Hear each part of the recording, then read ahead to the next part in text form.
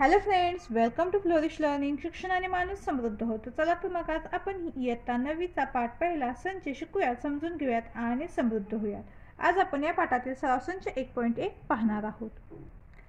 पण तत्पूर्वी आपण ही बेसिक माहिती समजून घेऊयात. तर नैसर्गिक संख्या ह्या 1 पासून सुरू होतात. त्यापुढे आपण अगणित लिहू शकतो. डॉट डॉट आहे त्याचा अर्थ अगणित अनंत आपण त्या लिहू शकतो. नैसर्गिक संख्याला आपण नॅचरल नंबर म्हणतो, म्हणून आपण त्या कॅपिटल एन या अक्षराने दाखवतो. यानंतर पूर्ण संख्या म्हणजेच काय, होल नंबर, त्या आपण कॅपिटल डब्ल्यू या अक्षराने दाखवतो. पूर्ण संख्या ह्या शून्यापासून सुरू होतात आणि त्यापुढे अनंत अगणित आहेत. आपण पुढे कितीही लिहू शकतो त्या. यानंतर पूर्णांक संख्या आपण कॅपिटल आय या अक्षराने दाखवतो. पूर्णांक संख्या म्हणजेच काय, आपली संख्या विषा. तर ऋण संख्या, धनसंख्या आणि शून्य या सगळ्या कशामध्ये येतात, पूर्णांक संख्यामध्ये येतात. म्हणजेच आपल्या नैसर्गिक संख्या पूर्ण संख्या ह्या पूर्णांक संख्यामध्ये येतात आणि ऋण संख्या सुद्धा त्यामध्ये येतात. मग त्यांना आपण कॅपिटल आय अक्षराने दाखवतो. यानंतर परिमेय संख्या आपण कॅपिटल क्यू या अक्षराने दाखवतो. यामध्ये धन, ऋण आणि अपूर्णांक असलेल्या ह्या संख्या येतात. तर आपल्याला तर आपण इथं उदाहरण दिलेली आहे त्याची. परिमेय संख्यामध्ये नैसर्गिक संख्या, पूर्ण संख्या, पूर्णांक संख्या सगळ्यांचा समावेश होतो. यानंतर वास्तव संख्या आपण आर या अक्षराने दाखवतो.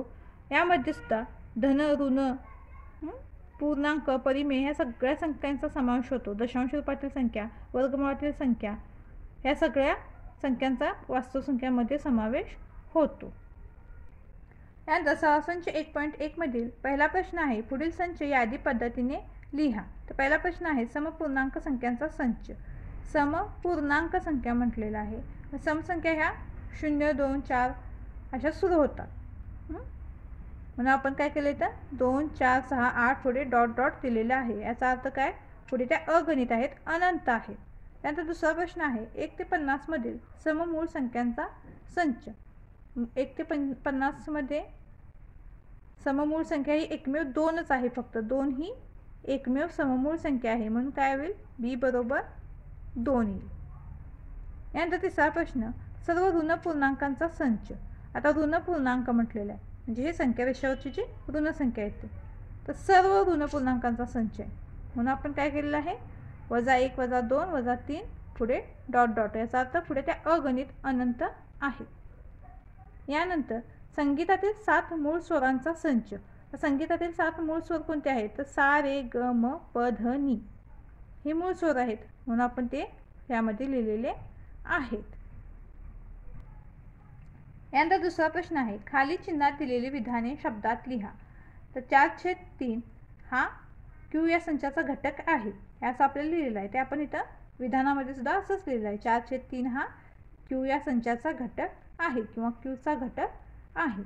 यानंतर ऋण 2 हा नैसर्गिक संख्येचा घटक नाही म्हटलेला आहे.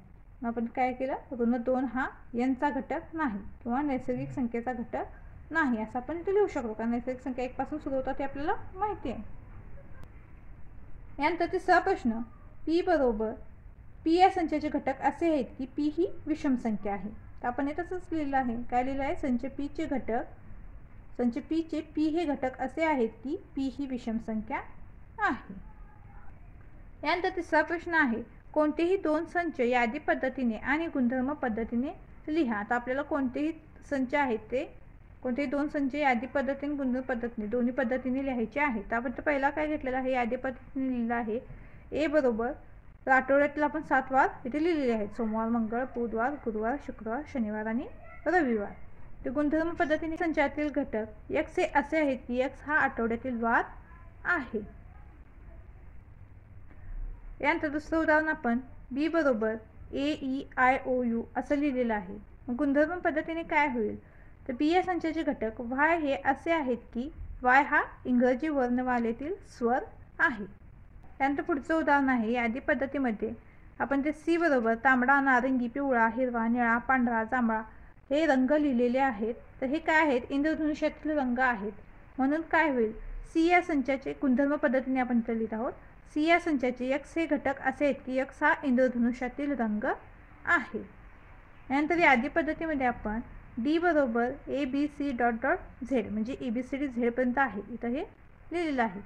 गुणधर्म पद्धतीमध्ये काय होईल, तर डी या संचाचे वाय हे घटक असे आहेत की वाय हा इंग्रजी वर्णमालेतील मोठ्या लिपीतील अक्षर आहे, म्हणजे A to Z मधील कोणतेही अक्षर ते असू शकतं. तर यादी पद्धती आणि गुणधर्म पद्धतीमध्ये काय आहे, तर यादी पद्धतीमध्ये आपण ती पूर्ण जी माहिती आहे ती इथं लिहितो आणि गुणधर्म पद्धतीमध्ये आपण असं दाखवतो की त्यातील हा कोणता तरी एक घटक आहे. यानंतर चौथा प्रश्न, खालील संच यादी पद्धतीने लिहा. यामध्ये पहिला प्रश्न काय आहे, भारतीय सौर वर्षातील सर्व महिन्यांचा संच. सौर वर्ष म्हणजे आपलं मराठी वर्ष, तर त्यातील सर्व महिन्यांचा संच आपल्याला इथं लिहायचा आहे. म्हणून ए बरोबर काय होईल, चैत्र, वैशाख, ज्येष्ठ, आषाढ, श्रावण, भाद्रपद, अश्विन, कार्तिक, मार्गशीर्ष, पौष, माघ, फाल्गुन. तर हे 12 महिने जे आहेत ते आपण इथं काय केलेले आहेत, तर त्यांची नावं लिहिलेली आहेत. त्यानंतर दुसरा प्रश्न काय आहे, कॉम्प्लिमेंट या शब्दातील अक्षरांचा संच. तर आपण ते बी बरोबर यामधील सर्व अक्षर काय केले आहेत तिथे लिहिलेले आहेत. तर काय म्हणले, तर आपण तर पुनरावृत्ती नको, म्हणजे यातील ई हे अक्षर काय झालेलं आहे, पुन्हा पुन्हा आलेलं आहे, तर आपण ते एकदाच लिहिलेलं आहे. म्हणजे जे अक्षर पुन्हा येईल ते आपण तर दोनदा नाही लिहिणार आहोत, तर फक्त ते एकदाच लिहायचं आहे. यानंतर मानवाच्या सर्व ज्ञानेंद्रियांचा संच. आपले ज्ञानेंद्रिय आपल्याला माहिती आहेत, म्हणून आपण काय लिहिलं आहे, कान, नाक, डोळे, जीभ आणि त्वचा ही 5 आपली ज्ञानेंद्रिय आहेत, तर त्याचा संच आपण इथं लिहिलेला आहे. यानंतर चौथा प्रश्न, 1 ते 20 मधील मूळ संख्यांचा संच. आपल्याला 1 ते 20 मधील मूळ संख्या माहिती आहेत, तर कोणत्या आहेत त्या, 2, 3, 5, 7, 11, 13, 17 आणि 19. तर तो संच आपण इथं लिहिलेला आहे. यानंतर पुढचा प्रश्न आहे, पृथ्वीवरील खंडांचा संच. तर पृथ्वीवर एकूण 7 खंड आहेत, तर ते आपण इथं लिहिलेले आहेत. कोणते आहेत ते, तर आशिया, आफ्रिका, युरोप, ऑस्ट्रेलिया, अंटार्क्टिका, दक्षिण अमेरिका आणि उत्तर अमेरिका. तर हा एक प्रकारे काय झाला, आपला संच झालेला आहे. तर आपण जे आता हे संच यादी पद्धतीने लिहिलेत, यांना आपण गुणधर्म पद्धतीने सुद्धा लिहू शकतो. यानंतर खालील संच गुणधर्म पद्धतीने लिहा. तर आपल्याला तर ए बरोबर काही संख्या दिल्या, तर आपल्याला ते गुणधर्म पद्धतीने लिहायचं आहे. तर काय दिलेलं आहे आपल्याला, तर 1, 4, 9, 16, 25, 36, 49, 64, 81, 100.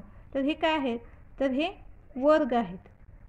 1, 2, 3, 4 ते 10 पर्यंतचे काय ते वर्ग आहेत. म्हणून काय होईल, ए बरोबर या संचाचे घटक असे आहेत की x बरोबर काय होईल, n चा वर्ग. n म्हणजे काय, 1 ते 10 मधील संख्या. म्हणून n काय आहेत, n चे घटक आहेत. हे ज्या संख्या आहेत ते नैसर्गिक संख्या आहेत ना, म्हणून नैसर्गिक संख्येचे घटक आहेत. आणि n काय आहे, 10 इतका आहे. किंवा आपण असे लिहू शकतो, n 11 पेक्षा लहान आहे. n जो आहे तो काय आहे, 10 इतका आहे, किंवा n हा 11 पेक्षा लहान आहे.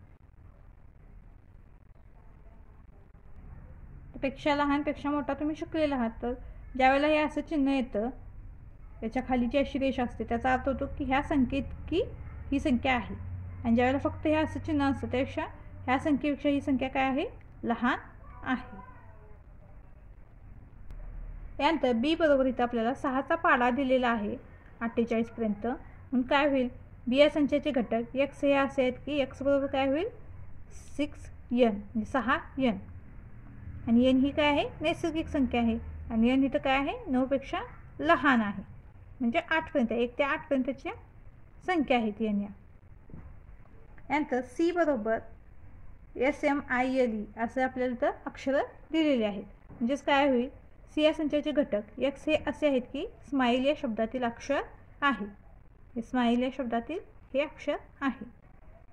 यानंतर डी बरोबर आपल्याला इथं आठवड्याची वार दिलेली आहे, म्हणून डी या संख्येचे घटक y हे असे आहेत की y हा काय आहे, आठवड्यातील दिवस आहे. y हा काय आहे, आठवड्यातील एक दिवस आहे. यानंतर x बरोबर AET असं आपल्याला इथं अक्षरं दिलेली आहेत. म्हणून काय होईल, x या संख्येचे घटक z हे असे आहेत की t या शब्दातील अक्षर आहे. काय आहे, t या शब्दातील अक्षर आहे, किंवा ET या शब्दातील अक्षर आहे असं सुद्धा तुम्ही लिहू शकता. EAT इट किंवा टी काही तुम्ही लिहिलं तर चालेल. तर झेड हे काय आहे, टी या शब्दातील अक्षर आहे किंवा ET या शब्दातील अक्षर आहे.